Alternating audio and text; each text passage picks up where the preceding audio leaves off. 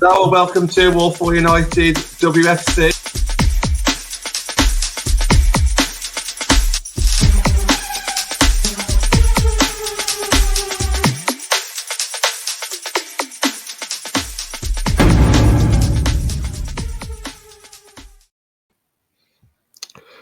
Good evening and welcome to Wolfville United WFC. This is Ben and Matt Saturday Night Live. Unfortunately, we've had to pre-record once again this week because I'm at Old Trafford, and I won't make it back in time, unfortunately. But anyway, as per usual, I have Matt with me. How are we, Matt?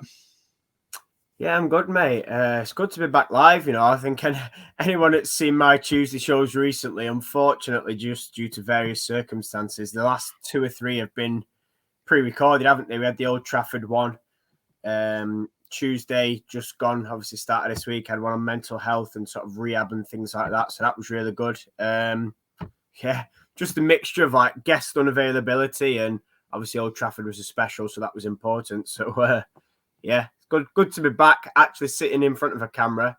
Another pre-record, but hey ho. Absolutely, but let's be fair though. Some of the shows we have been knocking out of late have been absolutely top notch. So, you know, I don't think our audience would begrudge us too much for a couple of pre-records anyway. But I'll get straight into it, pal. Obviously, we've got a game tomorrow. We've got Brighton. You know, they are sitting mid-table-ish. They're 10 points behind us, I believe, in total. Do you envision them? Do you see them giving us a bit of a hellish time tomorrow, or do you think it's pretty much straightforward? Do you reckon? It's a tricky one with Brighton because they started the season and they were absolutely flying. You know, they were sort of up there, top three, top four. And I think back to sort of when we played them in December, and I said, "Oh well, we always struggle at Brighton at their place. It'll be a tricky game." You know, I think a lot of us said, you know, oh yeah, we'll take a point, you know, and then we battered them. So I think that was interesting. I think since that result, you know, they have probably, I wouldn't say gone backwards, but, you know, it's been up and down. Obviously, we got that 2-0 win. We should have had more, but for sort of hitting the post and a bit of dodgy finishing. But then I just think, you know, they lost a few games and it took them a while until they took a point off Chelsea to sort of find that rhythm. Obviously, then they got knocked out of the cup, and then there's a couple of heavy defeats from Tottenham and Reading. I think both of them teams put 3 or 4 past them. You know, and then they got back to winning ways last weekend. They beat West Ham 2-0 at West Ham, which was a good result. Again, West Ham, you know, placed below them. Again, done all right this season. I had West Ham to sort of finish lower down than they are now, but 7th isn't too bad. I was thinking sort of 10th, 11th for West Ham.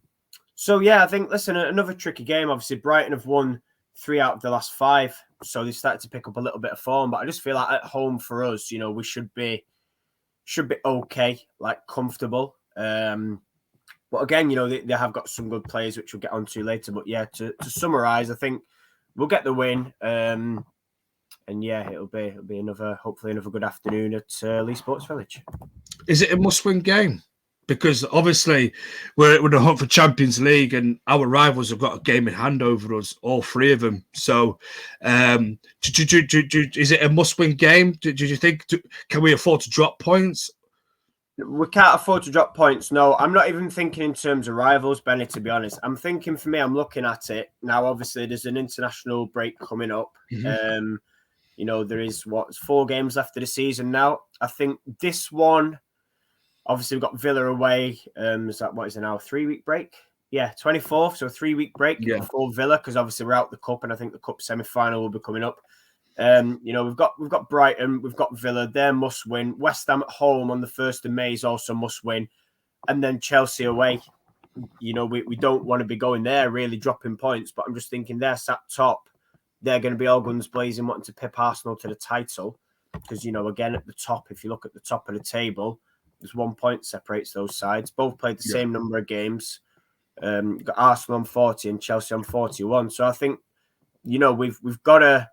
We can't really lose any of them, to be fair, if we want Champions League. But I think it's going to go right down to the wire, like that last game. I'm hoping that City drop points somewhere, so that at least if we go to Chelsea and maybe we draw, then it's not going to cost us and be a disaster. But Yeah, I think Sunday, Villa and West Ham, all three have to be must-win for me. We can't go there and, I don't know, take it as like not a jollies, but do you know what I mean? Take it as a given.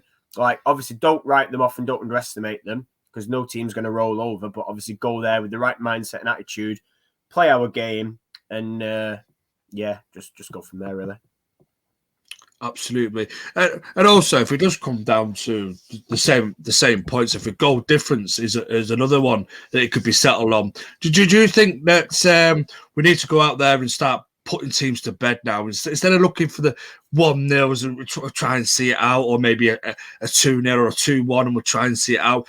Do you think like we did earlier on the season, like you said against Brighton, we should go out there and batter them again, try and put as many goals as we can past them?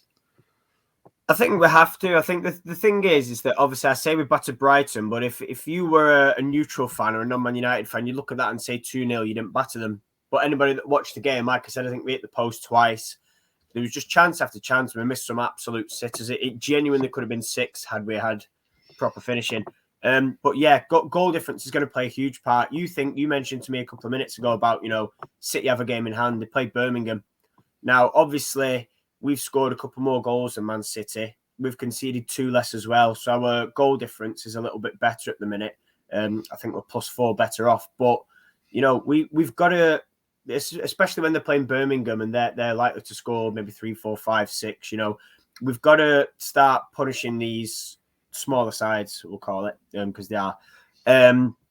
Because I think, at the end of the day, if we match Man City's results, or they match our results, should I say, it's going to go down to goal difference, isn't it? Because we're both going to be tied on points. So having only scored 39 this year, we've got to really be looking now. Like I say, 4 games left. I think the Villa game is a good chance to rack up the goal difference. West Ham were at home, obviously. I think that away game, it was tricky. We didn't play to our strengths, and I think you talked about this. We kind of let ourselves stoop to their level. I think you mentioned this on that Tuesday show at Old Trafford and sort of got a little bit bullied. Obviously, conditions, swirling winds and things like that, it's not great. Obviously, it's the same for both teams, but I just feel like we've got to start racking it up. So obviously, if we're not putting sort of 3 or 4 past Brighton, then the Villas and the West Hams are the teams to do it. So yeah, but obviously, like I say, time's running out, and obviously Chelsea are very tight sort of defensively, so that's not going to be a big goal fest, is it? Yeah, absolutely, mate. And looking back on last week at Everton Old Trafford, first and foremost, I just want to get a quick summary from you of the game as well, and link that into, and the way I'm going to link it into this coming game is, do you expect a bit of a larger turnout as well at Leeds Sports Village this weekend, considering the feel-good factor that's come off last weekend at Old Trafford? Yeah, listen, I'd certainly like to think so. I think the Old Trafford thing, listen, it was great, and I really enjoyed myself. It was a great day. It was just disappointing to see the 20,000 attendance. Now, I don't know what had happened, because there was a lot of journalists, credible journalists, saying, 30, 35. Now, we talked about this, and obviously I'd said, obviously, I appreciate Mother's Day is not ideal. Obviously, an early kickoff on a Sunday, there's a lot of girls' teams playing, so those free tickets may necessarily not have been used. So, because you know what it's like, people get a freebie and you think, well, actually, we'll go out for Mother's Day, or we'll go out as a family, or, we've got a girls, we play for our local girls' side and we're kicking off at 11 o'clock and there's no way we're getting to Old Trafford for 12:30. I fully understand that, but I don't know. I just don't like seeing big grounds like that empty. Like, I think for me, listen, the promo was great. I'm not going to hammer that. The promo, everything about that was spot on. It was just a little bit, for me personally, just a little bit disappointing. Like, I was thinking, if we can get all them lower tiers packed or close to packed, and it looked good, I think, to the left of me in the Fergie stand, because I was in the Stretford end, looked good. Stretford end looked pretty full. Bobby Charlton was a bit 50-50. The goal that you were sort of near or behind, that end was a little bit lacking where the club shop is. But listen, I think if we can get even if we get 10% of those fans over and we get 2K over to Lee, and then double our attendances, then that'd be absolutely fantastic. I do believe the club has emailed everybody that went to Old Trafford, and they've said, right, well, whoever buys a ticket, you buy one for Sunday into Brighton, you get one free. So they've offered an incentive to come back, and there has been a lot of good promo. And I know Alan Keegan announced it at the stadium, and he said, get yourselves down to LSV. This is the next game. Things like that. Obviously, the men play Saturday, so there's no clash there, which is always beneficial. And yeah, I really would. I'd like to see that's the next step now. We've had our occasion. We need to now get people into Lee. And, people slate Lee. I mean, I don't mind it. I think it's, it's a decent setup, decent pitch, good stadium. It holds, I think it's 10K when full. So there's opportunity there. I appreciate if you don't drive, it's a nightmare public transport wise because you've got a 10-minute walk in there. Fully understand that. But at the same time, how many people on a match day at Old Trafford would probably have a 10-minute walk anyway, because not everyone uses the official club car parks due to the cost. So, at least at Leeds, free parking. I just think if you need to get public transport and you've got to walk 10 minutes, you've got to walk 10 minutes. It is what it is. It's not the end of the world. It's not far. But yeah, I would really like to see now Lee. Obviously, we average 2K. We've dropped a little bit recently, probably due to like people's fears with COVID and shit. But I would really like to see Lee get 2K between now and obviously the end of the season. I mean, I know that's not saying a lot because there's only 2 home games, there's Brighton and then there's West Ham. But for those next 2 games, I would like to see, over 2K. Just come and enjoy it. I had a bloke next to me and he came with his wife and his 2 kids and we were having a chat. He said, "Oh, did you follow the team?" And I was like, yeah, like, followed the team, followed them since season 1. And he was getting into it with his lads and he was admiring some of the pictures I took. I said to him, get yourself down. Like, if the lads are enjoying it, I think they're only young, like 5, 6-ish maybe. So if the lads are enjoying it, it's £6. Like, you've got an option there for cheap family football. What you'd pay for a whole family, you'd probably pay for one men's adults ticket. And I think that's the beauty of it. He was shocked. I told him, I said, season ticket. I said, it's £39, mate. I said, and I believe it's frozen at that for next year. And he couldn't believe it. And I'm like, but this is the conversations that people need to have, or people at the club need to market this as, it's a good, cheap day out. If you enjoyed Old Trafford, bring your family, pass on the message. And that's how ultimately we fill grounds. Absolutely. As somebody else that's had a great time at Old Trafford was Alessia Russo. Now, we mentioned her, obviously, in your Tuesday show, the Old Trafford preview one that we did. We mentioned her a little bit. I just wanted to get your thoughts as well on especially how she seems to be progressing through the season, and how you thought she performed on the biggest stage of them all, really, club-wise at Old Trafford. And do you expect her to take that in now, that sort of form now, kind of on into the last 4 or 5 games of the season? Yeah, listen, I start to run out of words for Alessia. I really do. I think, listen, you look, she's rightly nominated for March Player of the Month. She's 1 goal behind Viv Miedema, who everyone absolutely hypes up. I mean, listen, Viv's a great player, but absolutely, like, every single week I see stuff on Viv, but every single week I don't see stuff on Alessia, and I'm like, well, how? I can't understand it. Anyway, that's a different conversation.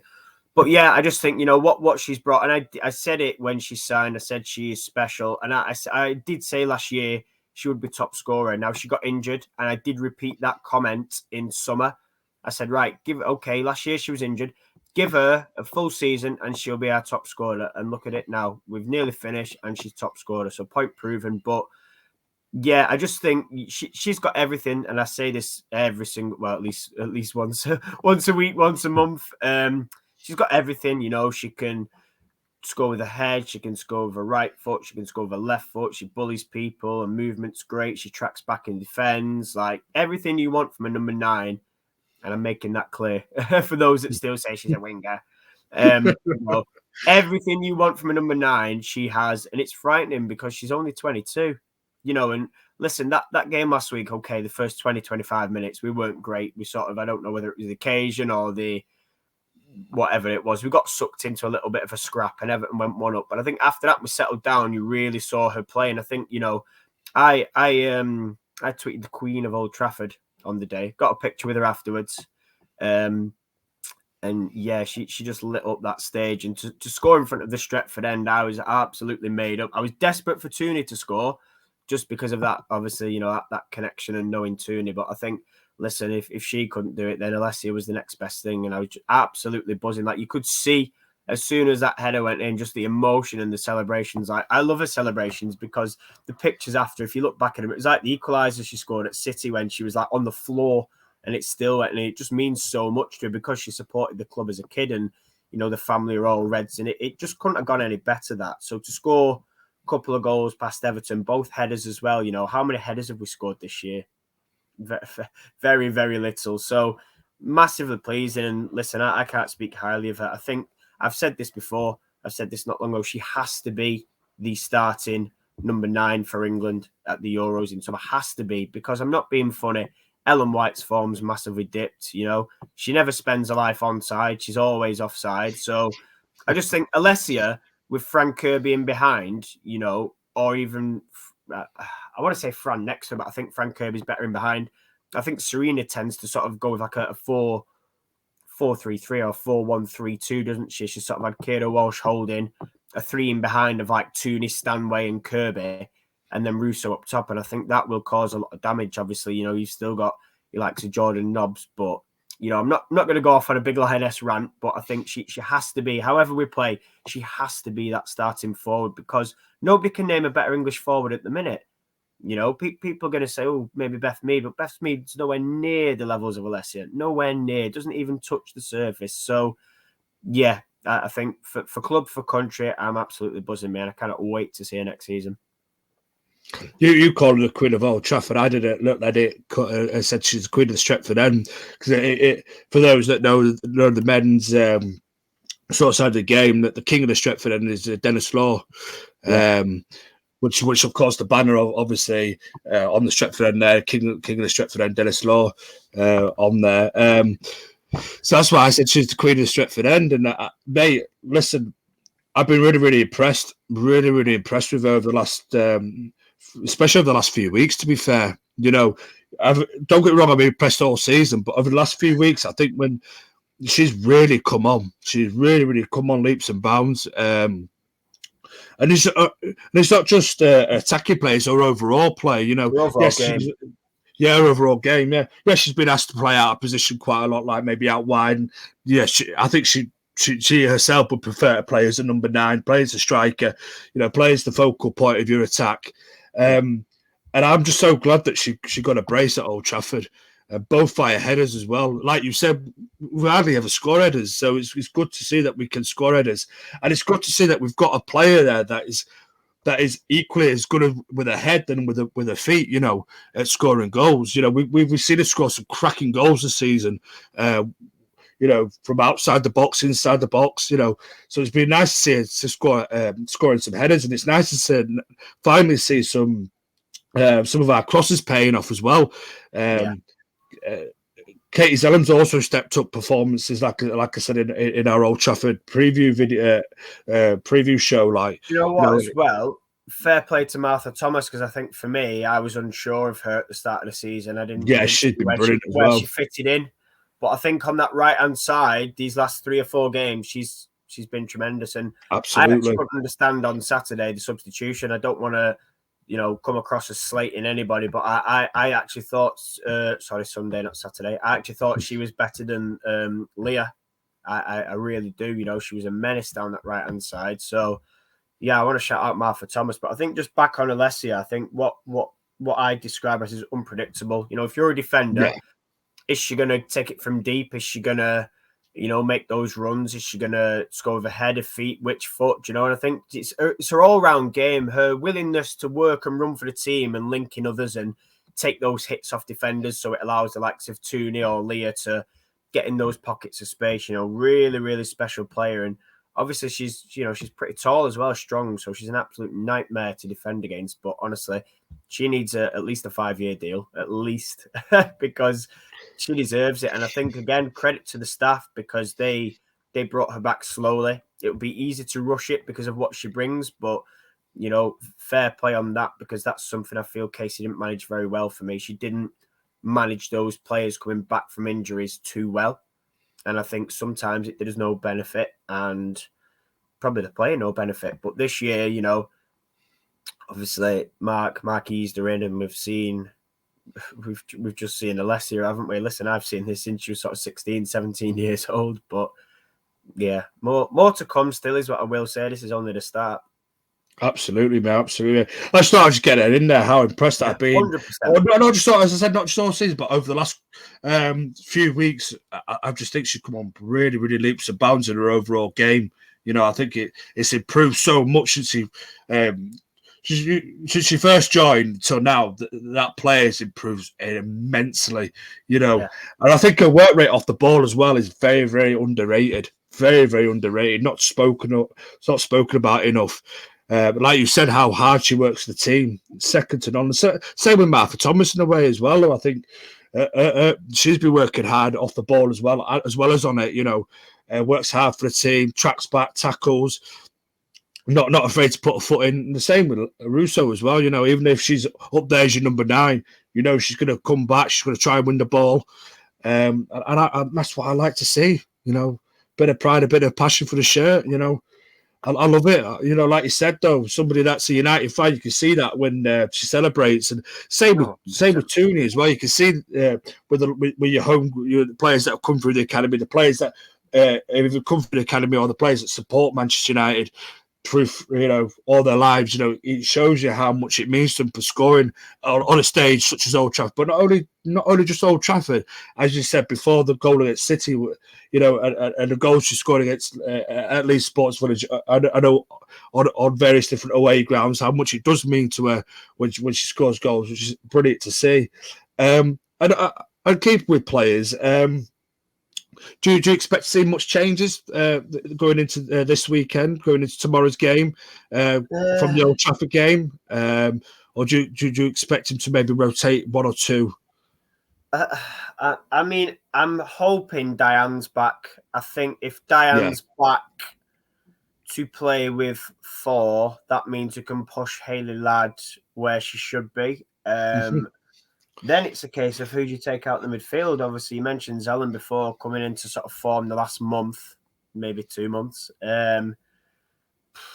Jackie, obviously, you know, is coming back and she's been in and out. Didn't really put a foot wrong on Sunday against Everton. Tooney's Tooney, so it's a dilemma. I do think that'll be the only change. I think if Diane is fit, then her coming in alongside Thor will be the change.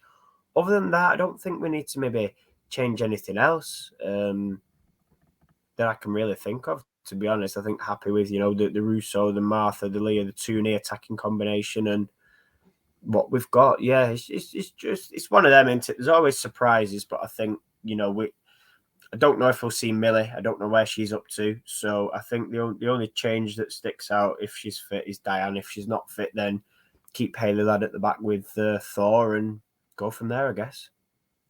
If Diane is fit, though, just for argument's sake, she's coming back in. Would you then bench Hayley Ladd, or would you put Hayley Ladd into the midfield, knowing that what Hayley possesses as a midfield player, you know, or do you think our midfield's been, you know, especially after the Everton games, done quite well? You know, would you be tempted to change the midfield at all, or would you leave well alone? Do you know what? Thinking about it now, because I've just said, obviously, before I said about placing Hayley back in midfield and who'd you drop, but here's a thought. Why don't we drop Thor and play Hayley alongside Diane if Diane's back? Could be. You don't sound too convinced. It's just because. Well, I don't know if Mark would do that sort of thing. I think he'd probably prefer to have 2 proper centre halves. Do you know what I'm saying? But if you think, right, Hayley's quicker than Thor, Diane's not the quickest, but that's 2 tough tackling. That's 2 physical centre backs. I'm talking physical. That's 2 ball winning centre backs. Listen, I've no problem with Thor. She's tall, she's physical, but just a lack of pace and sometimes a positioning worries me. Like I sort of, from a big physical player, I sort of feel like I want more. And I don't know. I'd love to see that. Like you, I don't think he'll do it. But can you imagine Diane next to Hayley Ladd? The absolute scenes that would be, pal. I think there were bodies flying everywhere, I think. Eh? Bodies flying everywhere, I think, mate. You know, mate. But this is what we need. Like you're playing a Brighton, you've got to be physical. We can't be too nice, tippy tappy, and we can't let Thor get the runaround. So we need that physicality, and it allows us to keep Jackie, Zellum, and Tooney in there. Obviously, we've got Borisa, who again is really coming to her own. We're hedging for Erden. There's so many options. So I think for me, just to fit Haley in and to keep the midfield as it was, I really would. I'd go on a mad one and put Thor next to Diane. Lad next to Diane and see what we get. You just said about Thoristotti there, or Thor as we like to call her. How well do you think she's settling into United? Obviously, she's come from Chelsea. She is used to the English game. She has played Champions League football before. Do you think it's just maybe the weight of the shirt, maybe the weight of the club? You know, the expectations of Manchester United is far higher than maybe at Chelsea. No disrespect to Chelsea. I know they're a big team in the women's game. They played, as I said, the Champions League finalists the season. Was it last season? So they're, you know, obviously a well-established club in the WSL, but do you think that maybe the expectation around her is maybe weighing it down a little bit? I wouldn't have thought. Listen, she was at Chelsea for 4 years, so I don't think. I mean, listen, if expectations weighing you down, you've been at Chelsea for 4 years, and you're now coming to Man United, I'm asking questions. I don't think it's expectation. I don't know. Like, she's had now, this is her first full season, and obviously last year, you know, she got the half, didn't she? And it's tricky coming in midway through. But I just think this year she had a full season. And to be fair, she's looked better this year than she did last year. I will give her that. But I don't know. There's just something where I'm not 100% sold. And like I said, I don't want to sit here and, you know, dig her out directly. But I just feel that there's, I don't know. I can't put my finger on it. Just something. Sometimes I just worry. Like if, let's say, for example, if it's Mannion and Mannion's missed the ball, for example, or it's Millie and Millie's missed the ball, and then Thor's there. I don't know. It's just something about that panics me. And I think, oh shit! Like if it's a last ditch tackle needed or something, is she going to do it? And is she going to win it, or is she going to be beaten for pace? I don't know. It's just hard, but I do think, you know, when obviously Mannion's going to be out for a bit now, but I do think when Millie's back, it's going to be Millie and Diane for me as the pairing. And Thor, happy with Thor as backup. I don't know. Can't put my finger on it as such, but yeah. I like to think she's a strong squad player, but I'm with you though. I'm with you. I'm with you. Sometimes I've looked at her in the past, and maybe unfairly, because I obviously she only just came in last season. You know, I look at it, you're backing off Man City players, and they're whipping it into the top bins, you know. They're thinking, why don't you close down? You know, maybe I was a little bit too harsh back then, you know, obviously thinking, oh, she's not been at United very long, she still needs to settle in. But as you said, this season, I think she's done all right, you know. She if I was to compare to anyone from the men's side, be Eric Bailly, you know there's a decent player in there, but you know there's a mistake there as well. That's a bit like Chris Smalling was the same as well. Smalling was a decent centre half, but you always knew there was a mistake there. You always you feel it in you, like it's like he's got that mistake in him every game. There'll be one part of the game where he's making a mistake, and you know. But I think she's a good player, good squad player. But I'm with you. I think though, obviously, if Millie is to return fit before the end of the season, I'm sure that Millie and Diane are going to be the first choice pairing. Because obviously, with Mannion going to be out now till into next season, I should imagine. You know, I think that's. That's all I can say on it. I think, you know what I mean? I'm not a Thoristotti hater, you know, before anybody jumps on me back. I just think she's a good, strong squad player, but she could do a job, obviously, you know. But I'm with you. I think if Millie is able to return before the end of the season and get up to match sharpness pretty quickly, I'd definitely have her back in. I just want a quick question of the opposition as well, before I do get onto their players, obviously, because as people know, I like to ask you for a danger player or two. But I just wanted to get your thoughts on Hope Powell. Really, you know, legendary manager, and I think I must ask this every time we play Brighton. But do you think she still has the same power within the game? You know, what I mean by that is, is she still the caliber of the manager she was when she was the England manager? You know, where she was a big name, everybody talked about her. You know, everybody was saying this is one of the biggest coaches in the English women's game. Do you think she's still highly thought of that way? I'd say so, absolutely. Listen, you only need to see what has happened at Brighton. You know, players respect her as a coach. The young players trust her. She gives them a chance.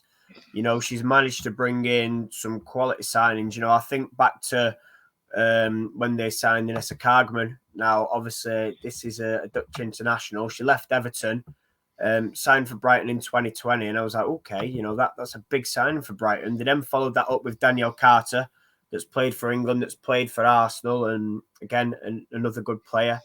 You know, they've got other players in there as well. You know, Megan Walsh, the goalkeeper. There's players that are still attracted to what she can do, and I think, you know, her name and her reputation speaks for itself. You know, as a coach and as a person as well. You know, I do feel that she's still got that influence. You know, having done what she's done for women's football and the Lionesses, and yeah, I think, you know, fair play to her. It's great, like I say, for what she's doing for that club. You know, Brighton have got a new training ground. You know, she's balanced out the sort of the equality, so the women use the same facilities as the men. You know, they've played at the Amex a few times. They've got everything that the men get, which is fantastic. Obviously, they're working with a different budget, and you know that is what it is. That's women's football, but for what they've got and the sort of the talent at her unities, I think she's done very well. So yeah, I think for me, still got that pull, shall we call it? Yeah. So would you still class as an elite manager? Up there with your elite in the women's game, or do you think maybe dropped off a little bit? No, obviously with new people coming in and new ideas, you know, new ways of playing the game. I wouldn't say dropped off. I think it's difficult. Listen, I've always said, and I always get slated for this, I've always said Emma Hayes, for me, if we're talking WSL, is up there with the best for me, you know. Not sold on the Arsenal gaffer. I just think he's a little bit been found out. You know, they look flying, and listen, they were my pick to win the league at the start of the year. I'm not going to change that now. I still think there's a chance that they could, but Chelsea looking favourites. But I just think, you know, Emma Hayes is probably up there for me. You could probably possibly throw then in Joe Montemora. No, that's the old gaffer. God. Joe Montemora. Let's start that again, shall we? As I was saying about Emma Hayes, and then you could probably chuck in Jonas at Arsenal as well. You know, obviously, we've got to mention our gaffer, which we'll get onto in the next part of the show about progress, but Chuck Skinner in there as well. You know, Hope Powell is doing a brilliant job. Ollie Harder's not doing too bad at West Ham. You know, yeah, it's one of them. I wouldn't say she's lost anything. She's probably up there in the top 3 or 4 for me. Like I say, you know, obviously Emma Hayes being top. You could probably add Hope Powell, Mark Skinner, and a couple of others are sort of up there as well, you know. But probably Kelly Chambers at Reading as well. You know, she's doing a sound job there. You know, they're ticking away. But yeah, I wouldn't say she's lost anything. I'd just say, you know, the game's evolved, and yeah, Emma Hayes has got money to burn that Hope Powell hasn't. I think that's the big difference. You know, if you was to say to Hope Powell, go and take charge of Chelsea, the money's no object, and see what you can do, I'm pretty sure she'd do, you know, a decent enough job. So, yeah, difficult to answer that one as such. No, I just thought I'd ask that because I was just because my last part of the question on Hope Powell was, are you surprised that she's not that she's at no disrespect to Brighton, but that she's managing at Brighton and not at Arsenal, Chelsea, City when they've had managers' jobs coming up? Are you surprised that her name's never been sort of mentioned, or she's never maybe pushed herself forward for them jobs? Or do you think that she likes it at Brighton and she likes developing younger players? Because obviously they haven't got the budget of these Chelseas, these Cities, and your Arsenals. Are you surprised that even when we were looking for a new manager, you surprised that Hope Powell's name wasn't really in the mixer too loudly? I mean, potentially, yeah. I think the thing is, I think Hope's probably, I'm sure she's come out and said she's really happy at Brighton. Now, obviously, she's from London, so London to Brighton, it's not the biggest sort of jump, is it? But yeah, I think she's happy enough. I think I'm surprised, yes, that maybe we didn't go in and try and tempt her, you know, oh, could she potentially leave? Well, yes, for a Man United, you know. I would have touted her had Gareth Taylor got the boot when City were under a rocky patch and the fans were turning on him. I would have touted her for there. I really would. Like, you know, a job at City. Obviously, we went for Mark, you know. Potentially, like you said, you know, she could have potentially been looked at by Arsenal, but I don't know. Arsenal tend to go abroad, don't they? They seem to have this sort of let's go down the non-English route, which is fine. But I just think, there's somebody like Hope there, that could have potentially fitted in. But I don't know whether their board would view Hope as a big enough name, despite having managed England. I just think I don't know. Like, it's hard because obviously Hope left England, and then she was out of the game for sort of 3-4 years, and then reappeared at Brighton. And you sort of thought, why Brighton? Something that's been at a top level. So that just shows maybe offers weren't there. But I do think in the future, should she leave Brighton, she'd be more than capable of improving a Tottenham, somebody like that. Maybe us potentially, but I can't see Mark leaving. A Man City if Taylor leaves, something like that, really. But yeah, I think she's happy building at Brighton. I think she believes she can eventually break into that top 4, I'd say. Top 4, top 5 with a bit more spend and money. So, yeah, that for me would be an interesting one to watch over the next 2-3 years, how that young squad develops and what sort of experience she adds to it.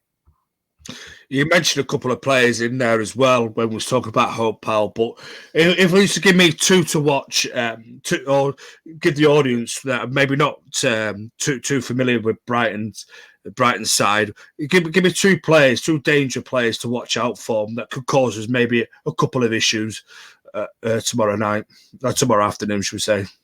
Yeah, I was going to say, I'm not going to Lee at night, mate. It's bad enough getting there at 10 o'clock, mate, and then not getting in about 4. 6 hours is enough. Do you know what? I really rate Victoria Williams, the centre half.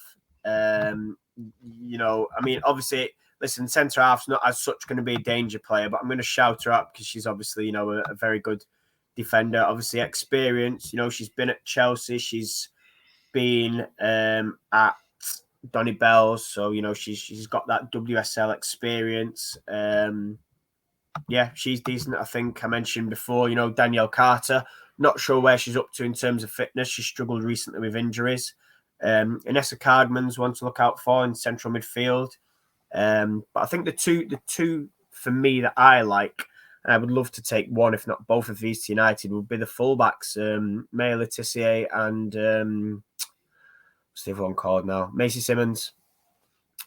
Two very good young players. And I know, talked a lot about Letitia and other fans have, and it was rumoured that Chelsea won her, but I think she's, probably the next best English prospect to come through. Maisie as well. Maisie was someone that I actually saw in summer for the under-19s at Telford. Somebody that stood out for me. So, yeah, I think, we've just got to be on our guard. But I think, Letitia likes to attack from fullback. So, potentially there. But I think, depending on Carter's fitness, could potentially cause a bit of an upset. But apart from that, obviously, they got Whelan as well. Yeah, that's about as many as I can think of off the top of my head, pal. Give me 2. Give me a handful, mate. I'm happy with that. Carter and Cardman, then for you 2. Just on Letitia, though, because this is a player that has been spoken of quite a lot, and obviously,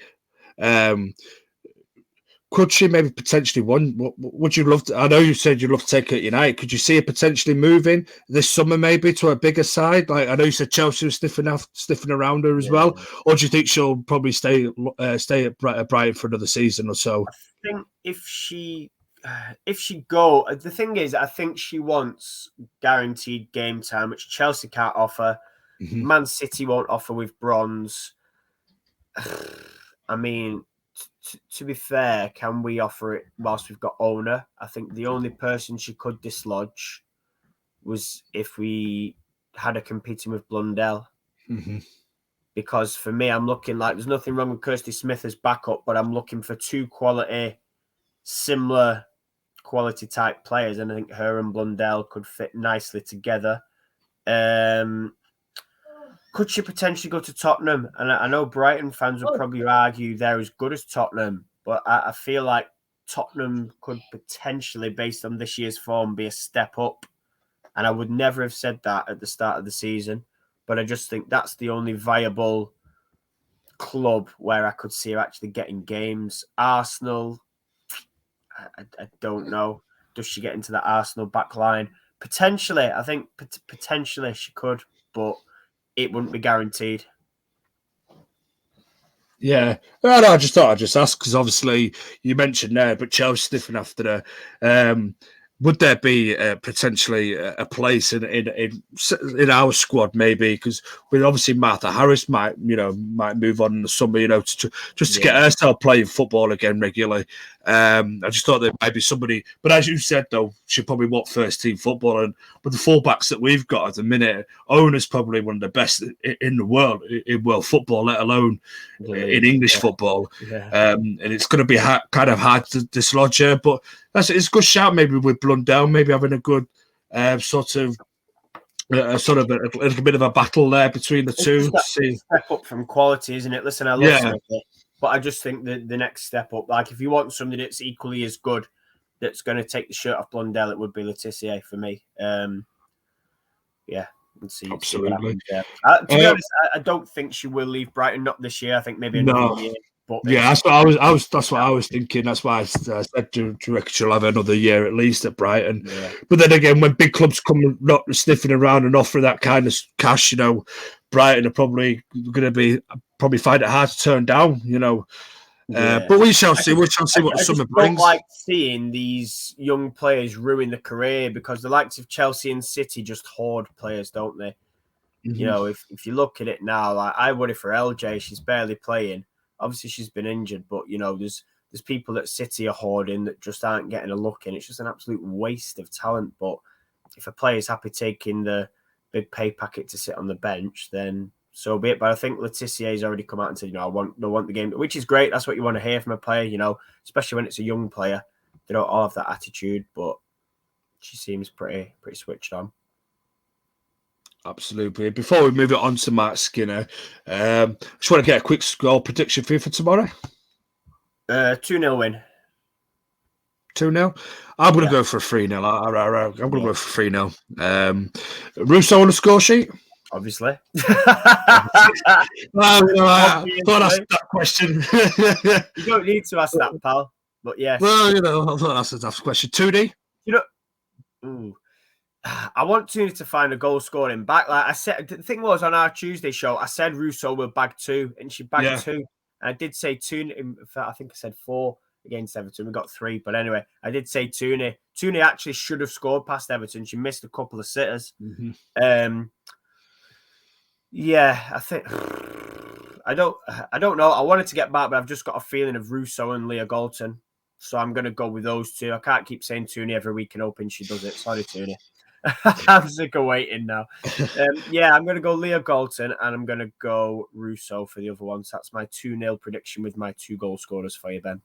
Lovely. I'm going to go 3-0. I'm going to go Russo with a brace again because I think this is going to be a type of game where she's going to enjoy playing. Playing in and playing against those centre halves. I think she's going to cause them an absolute nightmare. And I'm also going to shout out Martha Thomas like you did earlier. And I'm going to say she's going to get a score sheet as well. Okay. So that'll be my 3. Anyway, before I know time's against us on this pre-record at the minute, so I just want to get in obviously Matt Skinner and how is the progression under Matt Skinner from this season up until now. With 4 games left to go. How do you view it? It's been a bit of a rocky start, obviously, and there's been times where a lot of people have been on his back and on his case, and there's obviously been a couple that have, even when we was at Everton away. I don't think was you there that day at Everton away at Walton Hall Park. I can't remember if you were there or not, but I can't remember who it was. But somebody was launching into him then, saying Skinner, you're not good enough, Skinner, blah blah blah. That was me. No, I'm not saying that was you. No, it's not you. It was a gentleman. It was another gentleman. But I couldn't remember if he was there or not. But obviously, he's come on, hasn't he? Listen, we're proper challenging with Champions League. Yeah, I know we've been knocking on the door under Casey, and it sort of unravelled and fell apart last season, unfortunately. But surely this guy deserves more credit than what he's been getting. Surely. 100%. Yeah, listen. I I have no problem with people not understanding sort of football and understanding sort of the process of a new manager and a new style of play. What I don't like is when people claim to have a clue and then they absolutely muller somebody without any substantial facts or evidence to back it up. Now, going on Wikipedia and saying, "Oh well, he only won 20% of his games." Really, is that all you can? Is that the best you can come up with? No in-depth chat and stuff like that, and analyze and pick through games and his way of playing. Listen, his time at Orlando, to be fair, okay, the record wasn't great, but if you look at sort of those last 4 or 5 months when he was there, results started to pick up and they went from near the bottom and they sort of, I wouldn't say flew up the league, but they were a lot closer to the top, sort of third, fourth. So that was improvement. And obviously that was his first proper, would have been full season, so it's taken the time, which it did at United. Time is something that now in the women's game isn't being afforded, whereas it was before. You could probably go and have a woeful season and still keep your job. And you look at it now and you think you could probably get away with 3, 4, 5 months and then you're chopped, i.e. Willie Kirk. So I think it was always going to be Mark needing to come in to assess the squad, to see where we were at, to see what had been left from Casey, to then obviously sort out the training facility and convince the club to let us use Carrington. And then once he's done that, stamp his authority and get the squad playing how he wants. Now, injuries in terms of Russo and a couple of others dictated that. And, it was a little bit rocky. And it was, I think, we were okay, then we were bad. Then it got a little bit worse. And then about December, it picked up. But I just think people for me focus more on that stat on Wikipedia and more on what he was saying in interviews than actually seriously looking at what happened on the pitch. And I genuinely believe that was and still potentially is the issue. Like, people hung up on his words. And, again, I don't want to dig out people's knowledge, but anybody could see that, listen, he might have waffled some random stuff at times. And even I was sat there thinking, what is he on about? But at the end of the day, I wasn't getting hung up on that, And I think it's clear to see now what we're doing and how we're playing and what he wants from his team than it was, say, September to end of November, even the start of December. Fixtures got a little bit kinder. Obviously, Chelsea was a bit of a disaster, but again, that was start of the season, wasn't it? We were sussing things out. But I think the progression now is clearer to see. We've got to the knockout stages of the Cup. We didn't under Casey. We got dumped out of the Conti Cup in the group stages last year. We've beaten Arsenal away, something which, I think it was one of their records. I can't think what the record was, but we broke a record that was about 3 or 4 years old. We then drew with them in the league, which we should have won, and we'd never beaten an Arsenal or a Chelsea under Casey. Now, obviously, we went to Chelsea in the Cup, and yes, that wasn't great. But, we're talking about it now. I just think it looks better. We may be needing to get used to a different style of play as fans, but you're starting to see those young players being given the confidence and the freedom. I think Tooney's progressed this year under him. This has been, last season she was great. This year she stepped it up a notch again and added the goals and the assists. I talked earlier about him managing the return of players really well. Yes, there's been times when we've maybe cocked up game management, but there was something I saw, I think it was Mia Eriksson, and she said something about the coach can't always be blamed for what happens on the pitch. And it's spot on. Sometimes the game management isn't always Skinner's fault. The last minute equalisers where we've chucked away points is not always solely on Mark. That's got to come from players have to share that responsibility as well. And I think that does need to improve the game management because at times we've been lacking. And it's cost us. But I do think, and I genuinely believe, this is probably a better year than last year in terms of the race for Champions League. Obviously, City are catching up, but listen, it's still in our own hands. As long as we better their results every weekend, then we're going to get it. And that's obvious, isn't it? That's just me talking silly talk, isn't it? You win all your games, you get Champions League. It's as simple as that. But yeah, I do think he was very unfairly written off after a month or two, which was ridiculous. You know, again, it just comes down to knowing football. Like I said, I'm not trying to dig anyone out, but I saw his spell at Birmingham, and you know that club hit top 4, hit an FA Cup final, and was beating the likes of the Chelseas and the Man Cities. You know, and really holding their own, very soundly organised and defensively solid. So, whilst we've not scored as many as we'd like to this season, the goals conceded again is looking quite good. I think we've conceded 18 in the league. So, you know, that's not looking too bad. He's still not yet got what he wants in terms of his own squad. Yes, he was, you know, able to, you know, bring in Brune and Diane. Obviously, you know, we're sort of talking about January and how we're going to get the right types in, and obviously we missed out on Blackstenius, but I do think with a few more of his signings in summer, then we'll start to see a better shaped squad, and obviously there's a couple of bits of deadwood we need to clear, and then take shape. And obviously, you know, he's constantly in touch with Charlotte Healy for development players, and they've been given chances where previously they may not have done. So it's looking good, and it is a process. People need to understand that and just lay off him a little bit. Really, really quickly as well. A shout out how quickly he's integrated his coaching staff as well, and how he's actually got people like the likes of Charlotte Healy on board regularly on a match day as well, which we never used to see that under Casey. Charlotte was never around on a senior match day, on a first team match day, whatever you want to call it. And obviously Martin Ho, who you've always spoken quite highly of as well. It just seems that it just seems. I don't know. Casey was very regimented. We all know that it was her way or the highway, basically, you know. But I do think that Skinner trusts his coaches a lot more. He's brought in the Charlotte Healy into the mixer, into the first team as well, you know, to have her sort of eyes on the game as well. And as you say, that they're also the progression of producing youngsters into the side a lot more than maybe what would have happened under Casey, maybe.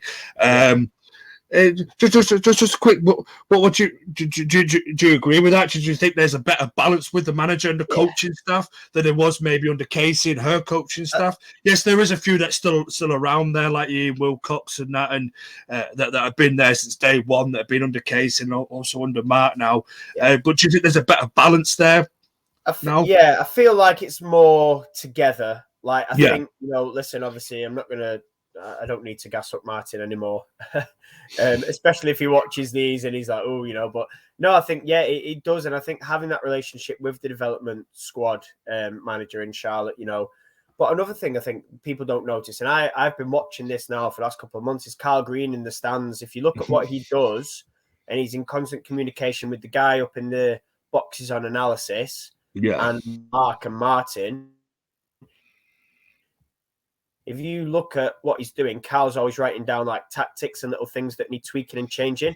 And I think under Casey, we maybe didn't always have a plan B. And if plan A didn't work, we were kind of not kippered, but we relied on individual brilliance. And I think this year seems a little bit more structured and organised. And I think she's, you know, obviously she's gone to America and she left. And listen, I'll always be thankful for what we had. But I just think like tactically and things like that, we seem to have a better idea, and we seem to be trying and adapting to different things, and it feels more sort of switched on, if you know what I mean. Listen, there's still bits that I'd like to see improved, you know, things like the set plays and routines and things like that. But I just feel like, you know, Carl bringing what he brings as well, plus Mark and Martin, and like you say, getting Charlotte on board, I think it just adds to it. And obviously that's what you need. You need a strong coaching foundation and structure, and you need people that have got the know-how.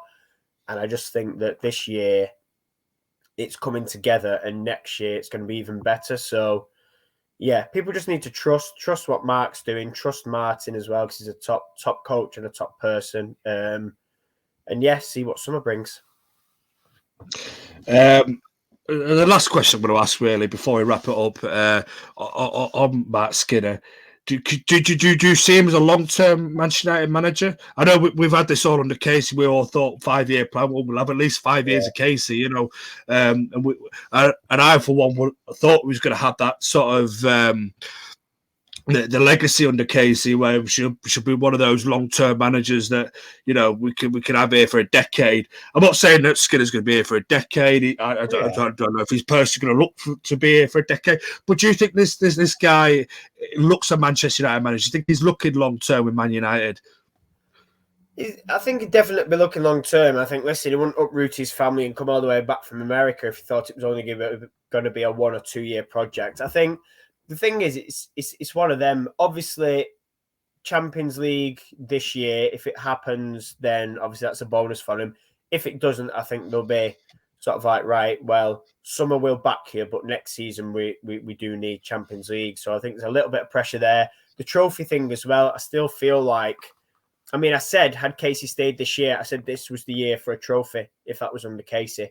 I feel like because he's new, he'll probably get a couple of years sort of leeway, and it shouldn't be like that because it's Man United. But I do think that, to be fair, the club need to back him better because we're literally, how many semi-finals do we make? We're in touching distance. Yeah. We just need that extra bit of squad depth quality and backing him for him to deliver. And I feel like I say, I feel like it's just within touching distance. But until we're making these finals, we're never going to know how we're. So I think next year's a big one. Like I say, Champions League or not, it's a year where something needs to click, whether that's the board backing him or whether that's him delivering a trophy. But I think it's hard to say, obviously, because, you know, people say, well, what is long term? And people, you know, I talked about before about not being given the time if things don't go your way. And football's one of them games, isn't it? You know, it sometimes, I mean, you look at Everton, all that money spent, and they were like, yeah, we're going to get top 3, top 4,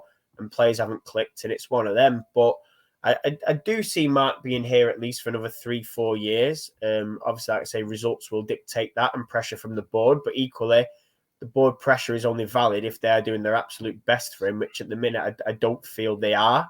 And January highlighted that and missing out on these players. And I don't want a summer where we scramble around in the final month and we take any old crap because it's like, oh, sorry, Mark, we're not willing to bust our wages for that. Oh, sorry, Mark, we didn't back you. You missed out on Champions League and we can't get you that striker because they fucked off to Man City or Chelsea to sit on the bench. Do you know what I mean? So we've got to, it's got to come from both sides. And I do think we can keep Mark around for a while, providing he is properly backed, because that's my biggest bugbear at the minute, is not backing a manager, and it leaves them to sort of be hung out to dry in a way. Absolutely, I totally agree with you. Because there is why I asked that question, because I could see him.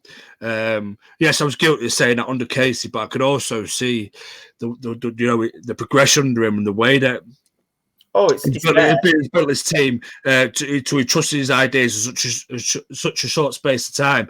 That I think he can be one of them managers that would like to stay as long as he possibly can. You know.